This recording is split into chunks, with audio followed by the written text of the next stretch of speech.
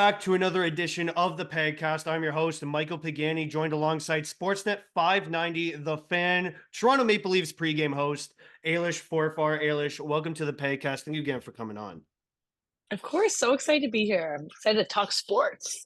Yeah, so we're going to be talking about sports. We're going to be talking about your career in sports media, just everything that's going on right now. And to open up, how have you been doing recently? Great. Honestly, we were just talking off air about the Battle of Bay Street, which I got an opportunity to go to PWHL Montreal, PWHL Toronto, head to head, like being able to cover a little bit of the women's game with my role at Sports. That's been awesome. Success has been beyond, I think, anyone's wildest dreams. So that's been incredible. Deep in Maple Leaf season, so always ups and downs with that team, which is fun to cover. And spring training around the corner. Like this is kind of the prime time for broadcasters. You've got everything coming up, so busy time. But I mean, that's the joy of the industry, right? Right, and let's actually get into the PWHL. What are your thoughts on the league so far? It's outstanding, just a level of support. And obviously, I played in the CWHL, so much different than what we're seeing right now. And I think that's for the best, right? Just the amount of support the girls are getting, the amount of coverage has made a huge difference. The money that's going into it, like sometimes you have to invest to see results. And I think we've seen that right up by putting more money into the game. You're getting sellout crowds, you're getting season tickets sold out instantly. You can't get a ticket, which is just a great sign in one part. Maybe next year we do some expansion to bigger arenas, but everything from coverage, social discussions you just have with friends that are like, I saw that game the other day. You're at dinner and it's on TV. Like those are just such big steps forward. The girls are playing obviously unbelievably, which was never a doubt. So I can't say any more good things about it. It's just been such a blast to cover. And for all my friends that are playing, I just know that they've worked really hard to get to this point. So seeing them feel proud and almost be like, can't believe this is happening. It's such a treat to see. One of the new things that the league brought was the jailbreak rule. What are your kind of thoughts on that? Because that's kind of a huge rule change. Yeah, I think it's awesome. Honestly, I got a little PK time in my career. I loved being on the PK because I think it shifted from being passive to being more like a power kill where you can be trying to create offense or not allowing the power play to just set up. So the fact that there's a reward for that if you're able to like be able to break up a pass, go down and score, I think it's shown already. There's only been a few goals, but every time there is one, you're like, this rule rocks. And I don't think it's going to make its way to the NHL anytime soon, but it's nice that the league started something of their own. They don't need to follow all the NHL rules or WHF rules. So I think it's awesome. It's so much fun to watch. And if I was on the power play, I would be a little bit more cautious and less passive, right, in terms of how I'm approaching playing. And the PKers have a lot of fun. So I think it's been a good addition. And it kind of shapes the strategy, right? Like, do you put your more offensive players on the Mm-hmm. PK now, right? Because you have this Mm-hmm. rule in place. Yeah, like when I was playing, whether it was NCAA or professionally, you'd have set PK units usually, and I wouldn't say they were the most offensively minded players because you obviously need a defensive mindset. You need a really good face-off person, and then people that are willing to block shots and willing to muck it up in a sense. But I've seen the shift to the PWHL where they have some of their top players that are a bit more offensively minded playing the PK, which makes it more fun. But if you were a grinder like me, one less opportunity to get on the ice, so you're like, maybe we just let me just let me get a shift in there. But no, it's been really fun. Like, who doesn't want to watch more goals, right? So it's been really fun. What my last note on the PW here is how they're making the game more accessible. They're having the Mm-hmm. streams on YouTube. The full game replays are available on YouTube after the game, and that's just very important for the visibility aspect Mm-hmm. of the league. Yeah, the idea to put it on YouTube. Yeah, why weren't we doing this before? It's kind of Yeah, what I thought. literally. It's so easy, and when you watch, like I've sometimes done a split screen where I've had it up on my laptop just to see the viewership. 15,000 people streaming. The chat is excited. Whether it's just new fans being like, "Oh, I like that number 8. Who is that?" Or I'm watching from Brazil. Nobody was watching women's hockey in North America, let alone all over the world. So such a simple thing, a very accessible. Everybody can go on YouTube. Everybody can stream it on their phone. You can, if you don't have cable, you don't pay for Sportsnet TFN or CBC. there's still a way for you to watch. A really small thing in terms of a decision making, but it seems like it's made a huge difference. And I think there's a completely different YouTube audience also. Like there's people that love YouTube for other areas. And if it pops up on your home screen, maybe you're like, oh, what is this? Like women's hockey. And so you watch it. So I think it's just a really great way of adding fans. And anytime that there's accessibility to watch, you can't really say no. We got to get into the Leafs, right? I mean, your whole job is kind of centering around them. Another win, this time over the Blues. Yet another Mhm. Austin Matthews goal. It feels like we're talking about him scoring every game. How impressive has it been to watch his season? It's actually been so much fun because you keep thinking like there's no way he's gonna get this. He's gonna get another hat trick. And then he just inevitably does. And what's been most exciting for us as broadcasters is this year, it's like he's taken ownership in leadership, but also scoring in different ways, right? He's not just like Ovi that has Ovi spot. And not to say that Ovi's not, one of the best goal scorers of our time, and he might end up being, Matthews seems to be scoring different ways, whether it's in tight, whether it's a shot that, no goalie is going to stop half of these shots that he ends up finding on net. One time, there's power play. He's been getting PK time too. Like it's been awesome to watch. He's got an opportunity to go for 50 tonight. I'm not sure when you're going to air this, but in Arizona, like wouldn't that be the perfect story? At this point, we're talking 70. I saw the other day on his glove, he had the number 80 written. Don't know what that's for. Don't know if that's him manifesting wanting to score 80 goals. But whatever we're seeing with Austin Matthews is something that hasn't been done in a really long time. He's already getting himself in the conversation as the best Maple Leaf ever, and he's got a lot more time to play in the blue and white. So it's such a treat. Like it's so much fun to just come on the air and get to talk about Austin Matthews, but we're starting to run out of ways to talk about Austin Matthews. So I'm going to start having comparisons cross sport. Like it's really awesome. Can't believe that we get to cover him. We're spoiled. Yeah, no kidding. Like 6 hat tricks so far this season. That's like hasn't been seen since Mario Lemieux. If he were to score Mhm. 70, he would become the first since Alex McGillney did it. It's insane. Like as a Habs fan myself, I can't really rag on him because that would just be petty of me. I have to appreciate greatness, and this guy scores at Yeah. will. He scores at will. That's it. That's like what I've seen differently is I'm just going to turn this game around. We're losing 2-0, no problem. I'll score a hat trick. It's Yeah, like, oh, literally. you just put the team on your back, which is a blessing and sometimes a curse when we talk about the Maple Leafs. It's like, where's your depth scoring? We're starting to see that more. But when you have someone like Austin Matthews, it's hard to nitpick. You got one of the best players in the world on your team. It's hard to say anything negative. How about Bobby McMahon? What a kind of improvement in his game. Like Mhm, he's given the opportunity on the second line now. That's mhm. pretty impressive after his hat Yeah, trick.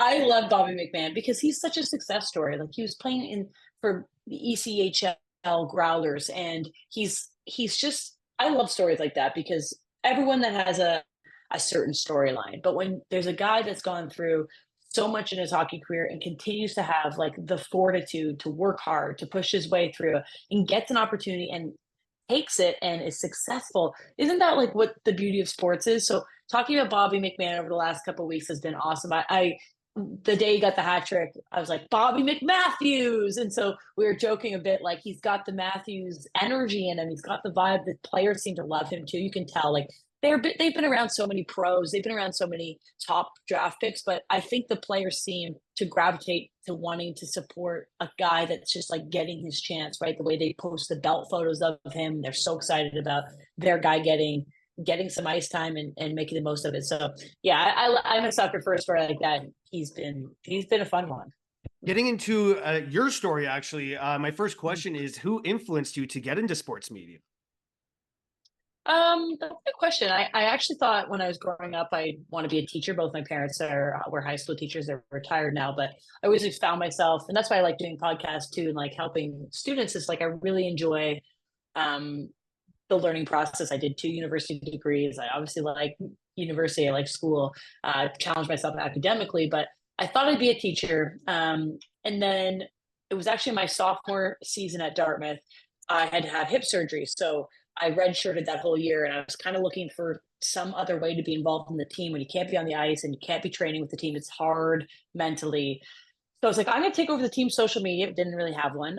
I'm gonna work on social media. Maybe I'll help with game ops. Maybe I'll help like get visibility for the women's hockey team.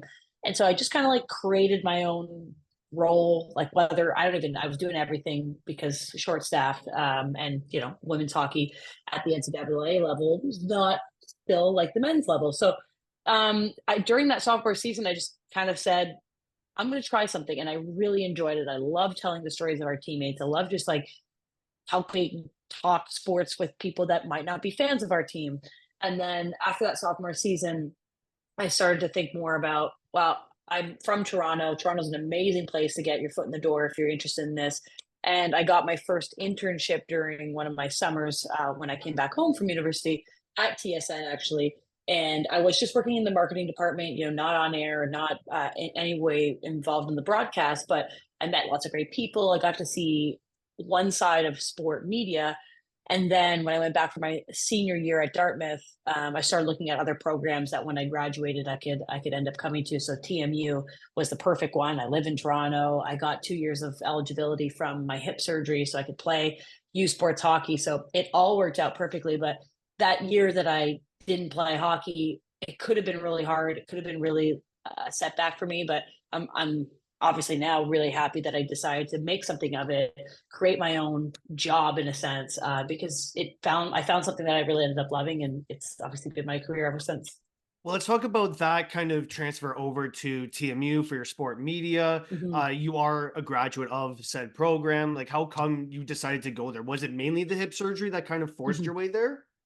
Well, yes and no. So I definitely, after only playing 3 years of NCAA hockey, I was like, I wish I fully got, a fourth year and I guess a fifth year in Canada.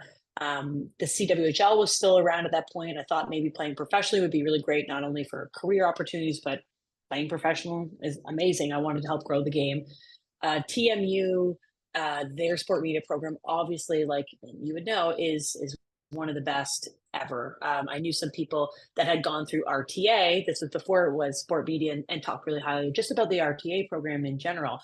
And then in the small, crazy world, my hockey coach, who was my coach from all 4 years of high school and 3 years, or all 4 years of high school on my rep team, and then also was my high school hockey coach. Ken Dufton, was one of the assistant or associate coaches at TMU at the time. So, we stay in touch. Like, he obviously cares a lot about the players that go through the Toronto Arrows organization. And I went to Bishop Strachan School in Toronto. So he was my coach twice over. I was talking to him, one of these summers, and mentioned about my eligibility. He's like, I help out at TMU. We would love to have you. And I was like, that's an interesting idea, because not a lot of people were doing the NCAA and U Sports route at the time. So we talked about it, and they were fired up to have me. And I did talk to a couple players on the team, and they said, the school is amazing. The arena is amazing. You're right in downtown Toronto. And for me, opportunities are right at your fingertips. I ended up working, the Score, the Blue Jays, the Maple Leafs, Yahoo Sports, all of it's right here in Toronto. So it was kind of a meshing of the personal connection I had with one of the coaches, obviously wanting to continue to play hockey and go to an amazing program. So that was like the perfect trifecta of things. Well, no kidding. They were happy to have you. I mean, you're in the record books. You own so many records. It's crazy. So what's it like, owning so many single season and franchise records? I will say, like, I didn't really know what to expect. NCAA hockey, I think is still a little bit ahead of U Sports hockey, because whenever you're growing up, you start getting scouted. You think about going to the States. Like, I wanted to go to play for an Ivy League school. I really wanted to go to the level. And at this point, when I was going to university, it was 2012. Things have definitely changed now. Like, U Sports hockey's taken a lot of strides forward. So I think I got a little bit of an upper edge, just the amount of money that goes into NCAA schools, the training programs. Um, it was still steps ahead of U Sports. So when I came back to play U Sports in 2016, yeah, I not only was 4 years older than most people, which was, or like 3 to 4 years older than people, I was a freshman for U Sports when I was already 3 years deep in NCAA hockey. So kind of cheated my way into the record books, but I will say it was really awesome. Our head coach, Lisa Haley, at the time, trusted in my leadership opportunity. I was already a captain in my second year. And I think I brought a lot of that experience from NCAA to try to help the team grow like a culture, grow like a program. And yeah, I mean, I'm still just a hop, skip, and a jump away from TMU. I try to go back whenever I can to see them, but it was really special. I loved my experience there. I got out right before the pandemic, which obviously put a lot of stress on student athletes and students in general. So it worked for me perfectly. Sometimes I run into to players still. I'm like, I'd love to get out there and get out with you guys and just like rip around the ice because I mean, Mattamy is beautiful. So it was a really wonderful experience. And yeah, to have performed at a high level, that's always a nice treat. So Lisa Haley is still the coach. Like, does that blow your mind at all? Because she's been around a while. But she's amazing. Like really I think she was actually my first female coach. That shows, we need more female coaches in hockey because I was 22 years old, but she's awesome. She's so dedicated to the game and she's just a wealth of knowledge and she says yes to everything. She's doing side coaching in Hungary. She's doing PMU. She helped with the PHF. PHF as well. Like she's so smart. She's so driven and she's a wonderful people person too. Like I really love my relationship. I ended up helping as an assistant coach the final 2 years at TMU because I just wanted to be around the team and I wanted to continue to help out. So I'm not surprised because she's probably got another 20 years in her. Like she's absolutely one of my favorite coaches. So yeah, the team needs a little bit more success, but I'm sure she'll find a way to get the right players in there. So how come you wanted to become that student coach? I really liked, as I said, like maybe it's because I thought about being a teacher growing up, or like I just really think helping younger students and helping those in my previous footsteps. I don't see it as like a responsibility, but sometimes you have a connection with a player. When I was a freshman, that was a senior, and I remember, for an example, there was one when I was a freshman at Dartmouth that kind of like takes you under your wing and like helps you go through the X's and O's of university. Like it's not easy to be a college athlete. It's not easy to be, far away from home or living in a big city or balancing school and social life and being an athlete. So I think I gave like a little bit more of an accessible dialogue with the students. I was only a couple of years older than them. Lisa's your coach, your head coach. Like sometimes you're not really going to share like I'm struggling with this and this. So I think I was a nice bridge between being a student. I was still there in the program at TMU. And I just played with them 2 years ago or a year ago. So I think they saw that respect level. I was the captain of the team. Like I did see it as an opportunity to just give back a little bit. And I really enjoyed it, like really had a blast too. And I had never really coached before, so it was a challenge, but it was a really fun one. I hope one day when my career settles down a bit more, I could do more coaching because I really, really did like it.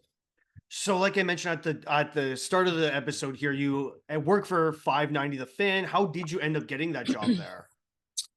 That's a connection-based one. And like sometimes it's hard when you talk to students where you're like, I didn't apply for a job, somebody knew me. But yeah, I will say this industry is really relationship-based. If you're a good person, you work hard, people talk and opportunities come. So when I was a student at TMU still, I got a job with Yahoo Sports Canada. It was a 1-year contract while I was a full-time student and I was helping, I was playing. It was just, there's a lot, but I said yes to everything. And so I kind of crazy actually, but so I was a full-time student and I also had a full-time job. So I worked at Yahoo Sports my role was kind of writing for the website, doing video content, hosting, NHL chats, NBA chats, like just doing kind of they were very video heavy. Sometimes we had to learn how to program the website. Sometimes we had to help with social media. It was a very small team. Fortunately, Yahoo Sports no longer in Canada. That was the sad thing, but it was a really small team, so you got to do everything. My boss was Dan Toman, and a couple years down the road, Dan got a job at Sportsnet. He was the director of audio, and he was looking to switch up the audio programming at Sportsnet 590 Fan. And he called me one day. I was like, "What are you up to?" And at that point, it was just the pandemic was still on. So I wasn't really working full time anywhere. I was kind of doing like odd gigs here and there.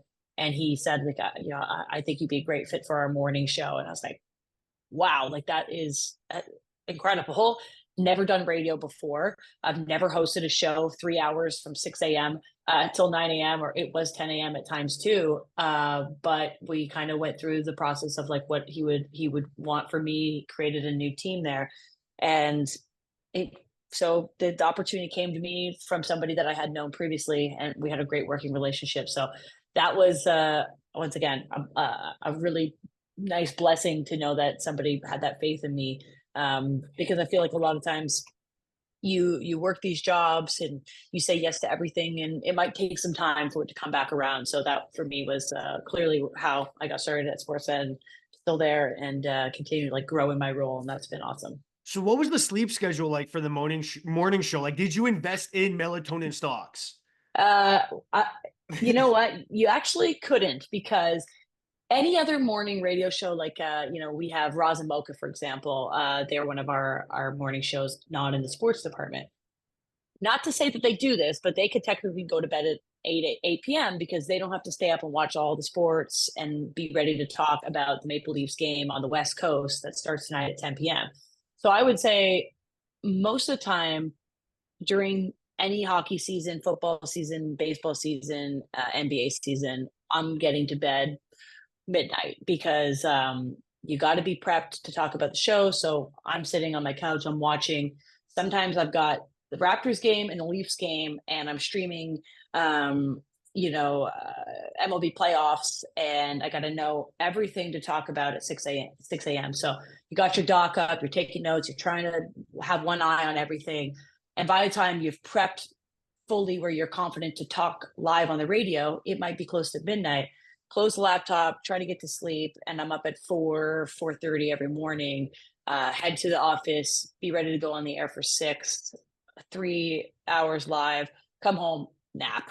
Like I sometimes I'd be driving, like, okay, I'm almost home. Like I'm almost home. Like you just like you're like holding your eyes open at times. But like, because the adrenaline is high when you're on the air, you're having so much fun, you're talking to guests, like you're talking about sports. And then you get in your car to drive home and it's 9 a.m.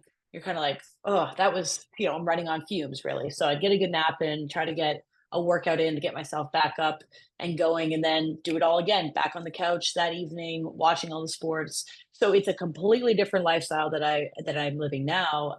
But like the hustle, the grind was so worth it, right? You got an opportunity. People woke up with you every morning and listened to you and drove into work and got your podcast and really cared about like your thoughts. The first thing they want to listen to is, what'd you think about that Leafs game? What'd you think about that call in the playoffs? Like, did they blow it? Like, they want to hear what you have to say. So you want to be like as prepared as possible. That's why sometimes sleep takes a back burner. But yeah, I did that for 2 years. So probably lost a couple of years of my life, but that's all right.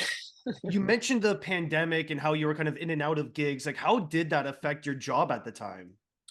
Yeah, so luckily, well, I don't know, luckily is a hard word to use in the pandemic, but I did have this role with Sportsnet during one of our waves of the pandemic. But it's pretty difficult to do a radio show not in person, but we successfully pulled it off via Zoom. My co-hosts and I, so it was me, Blake Murphy, and JD Bunkus, and it definitely took a lot of the chemistry and a lot of the like, when you're talking to your friends in person, there's a completely different vibe than having a conversation through Zoom, because you're like, oh, wait, what are you saying? Oh, you want to go? You Yeah. want me to go? You're signaling like I'm going next, or no, you have the next question. Like, it definitely disrupted a little bit of, I think, how the show sounded. Obviously, with the pandemic, we weren't able to go into the office every day because you're sharing a microphone. Another show comes in right after, shares a microphone. So for a little bit of the time, we were actually testing every morning and going in, and that made a big difference. But during the summer, he kind of made it more like, let's work from home. You got a great podcast set up. You got a great microphone. In we pulled it off great. Like, I don't think many people would have complained about the quality of it, but you can tell when you've been doing this for long enough that you just miss like hanging out, being able to communicate in person. So we did it through Zoom. We'd wake up, like log in, the sun would be down. I remember sitting in my office, and then like by hour one, it's starting to rise, and like it was kind of a weird vibe. But you had to do what you had to do, and everybody kind of went through those struggles. But we did get through the show, and yeah, I'm glad everyone was safe and sound. What do you remember about when Rudy Gobert touched all of the phones and abruptly ended sports? Oh god, that was scary. Like, I think in that moment, we were just like, "What's about to happen?" And nobody could have ever predicted, the magnitude of this, right? And it was scary, like, it was really scary, and for us having to talk about it and having to talk about mostly, like, really sad stories in terms of this league is now closing, this league is shut down, this isn't gonna happen, this player has COVID, like, we were sharing a lot of positive news, and it was really hard to host a morning show or to have a role in any capacity where you're supposed to be entertaining people, and what you're really talking about is the world falling apart, and sports is an outlet that a lot of us use in times when you need something to cheer on, you need a story, you want to connect with a team, you want to just disconnect from your regular job, but our regular job is Is telling you about sports. sports. So it was a challenge, definitely. I think times it was like we were just constantly consuming too for our job all this bad stuff, like all of these issues and all of these shutdowns, and then trying to tell people about it. I struggled with it too. Like it was just like it was hard mentally. But one segment of the show that I made us create was called the A list, and it was my moment, Ailish's A list, where I told you something good about sports, right? Whether it was like a funny clip I saw online or a success story of somebody like a Bobby McMahon, but not to that point, but like something where you're like, oh, I love that. I love hearing that. Maybe it's somewhere else in the world. So I tried to add that into our show, and I think people really liked it because you need that sometimes. You need like, yeah, I'm in a crazy spot right now. I can't see my family. I'm quarantined, but it's nice to hear a good story. And so I brought that onto the show, and I was really proud of it because I think we all needed it. Well, one kind of big thing in Toronto was the All-Star weekend. What was kind of your favorite part about it? Oh, that was so, so great. So this was about a couple weeks ago now. NHL All-Star weekend. I think it might be actually one of my favorite career weekends, career moments for myself because, as you know, now we host a 6 p.m. show called The Fan Pregame, and it's every day from Monday to Friday. And so we're in a new role. We're on TV. We're also on radio. It's a great opportunity for us to talk about what's next that night. So this is the newest show for us. So, but I was given an opportunity to do some of the stuff at the rink. So the it started with Thursday night. The women had their 3-on-3 showcase for the PWHL, and Sportsnet actually asked me to be on the broadcast on TV, rink side, interviewing some of the players. So I've never done that before. I've never been given that opportunity before. So huge career moment. All of these girls on the ice I've played with, played against. So super weird in a sense to be able to interview some of my friends. So I had that opportunity on the Thursday night and felt incredible. I took a moment to be like, this is really huge for me. Hopefully it opens a door to other opportunities, but got that on Thursday night. Then we got invited to Justin Bieber's after party when he had a private Oh, concert. So, yo, so that that's that sick. was cool. That That is was pretty sick. cool. Yeah, Okay. yeah. He Okay. had. I know. I had to flex, but he had a private party for the NHLers and the PWHL people and whatever. And somehow I got myself in there, and he played a I private just finagled my concert. way in. I was like, "Oh, I'll take your yeah. You want to give me this pass, sure." And so that was Thursday night.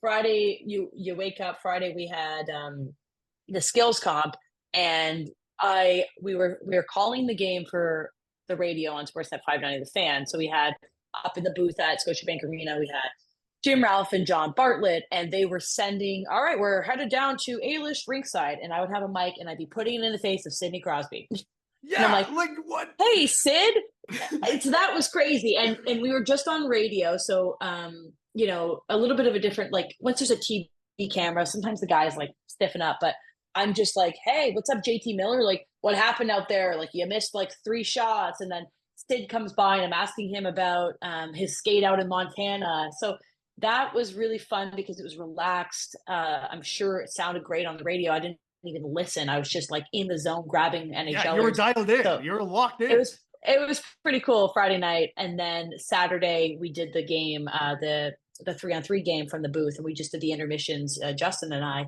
and even just being there to watch Matthews win, like their team, it was like all encompassing, an amazing weekend. I got a bunch of different roles sprinkled in there. So yeah, probably one of my like most successful career weekends. But then you're pretty exhausted Sunday, just like all that adrenaline, like what happened? And then you look at your photos, you're like, oh, I did interview Sidney Crosby, and I did go to Justin Bieber's concert. So really cool, really really cool. And it's too bad, like it's like kind of the last All-Star weekend that's going to look that format. But we got to have it in Toronto, so selfishly works out for us.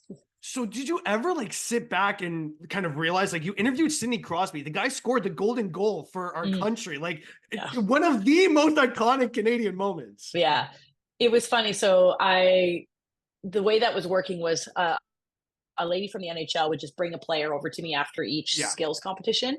And it was all the players participating. So I got like JT Miller, Elias Pettersson, Quinn Hughes. And I was like, how many Vancouver Canucks are here? And they just kept coming and coming.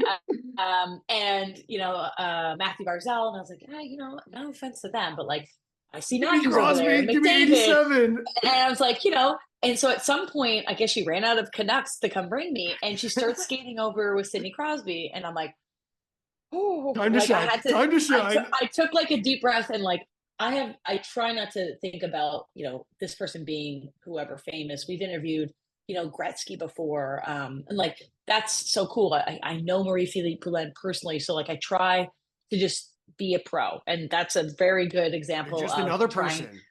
Just trying to be like, okay, Sidney Crosby skating up to me. This is exciting. And so I took a deep breath. We had a lot of fun. Actually, I thought the interview was one of my favorite because I just poked fun at him, like, oh, you were a day late. Like, how was Montana? And he's like, yeah, I didn't know people were going to find out about that. I'm like, you're Sidney Crosby. And so we're just joking off a little bit. And like, it was really fun. And then my producer was there, and he snuck he didn't have to sneak photo. He took a photo of us. And afterwards, he showed it to me, and you're just like, you're this close. You're like really engaged with Sidney Crosby. He showed me the photo, and I was like, oh yeah, that's pretty cool. And I sent it to my family. They're like, no way. And I was like, yeah, like no way, actually. So then that's kind of what it hit me when I saw the picture and realized like that actually really did happen. It's only 30 seconds of your life, but a pretty cool 30 seconds. So yeah, that was definitely a highlight of that weekend. So I might get that photo put on the wall. It was pretty cool. It might have to be framed. Framed. Like it is. Yeah. I think it bears a framing of a photo because it's so legendary. Cool. Yeah. Do you have a favorite athlete interaction from All-Star Weekend? Ooh, that one is certainly up there. Like and I think it's because of just how legendary Sid is. You mentioned the golden goal. I was in high school watching that. That Olympics is probably like the most memorable for me. You got the women winning on home ice. You got Sidney Crosby. It's pretty hard to top head to head with him. But I will say, for a more personal connection, my best friend is Laura Stacey. She's on the Olympic team. We played 4 years of high school hockey together. Then we played 4 years of Dartmouth together. And then we played on the CWHL together. Like, she's my best friend. And we got to choose who we wanted to interview for the PWHL All-Star sideline. And I said, Laura Stacey. And so she found out that I was interviewing her. She's like, no way, you're interviewing me. I'm like, hard-hitting question. Yeah. And so that's another photo, like, I think for the two of us, we knew each other when we were 14. And then now I'm going to be 30 this year. So is she. And like, our lives have been so intertwined. We've done everything together. And now I get to support her and do my job while she's doing her job. So we had an interview together, and, just a minute and a half or 2 minutes or whatever, but we got so many messages from former teammates that played with us, like a photo of us being like, that was so cool, right?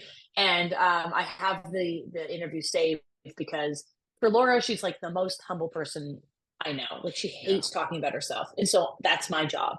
And the best thing about what that weekend was so her great grandfather is King Clancy. He's in the rafters at Scotiabank Arena. He's the King Clancy Memorial Trophy is one of the most amazing hockey players that we have. And so she wears number 7 for him. He's number 7. So I just asked her, like, what does it mean for you to skate out on the ice underneath your grandfather's banner? He was one of the first hockey players in the NHL, like working to build the NHL to where it is. You're now working to build the PWHL to where it is. Like, your story parallels are incredible. And just that moment where she really, I think, allowed herself to be proud and to say, this means so much to me. that made me proud because, we talk all the time. We send each other TikToks. It's like, no, this is serious about you. And I want you to know how big this moment was. So yeah, she gets an edge up on Sid, but like they're close, like the interview interaction. It's 1A, 1B. My last question for you is, do you have any advice for younger journalists?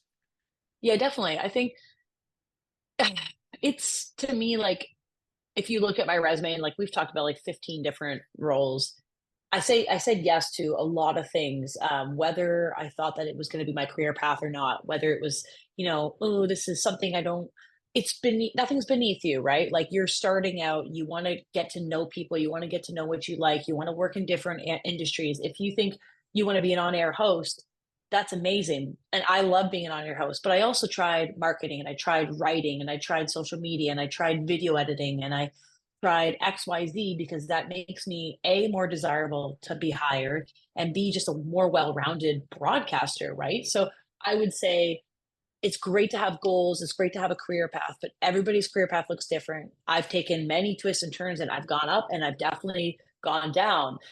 And I think it's just good to be passionate about what you do, and don't be afraid to fail. Like you started a podcast and it's incredible, but like I'm sure episode 1 or 2, you're It like, was terrible. you I know, failed. Yeah, yeah, absolutely.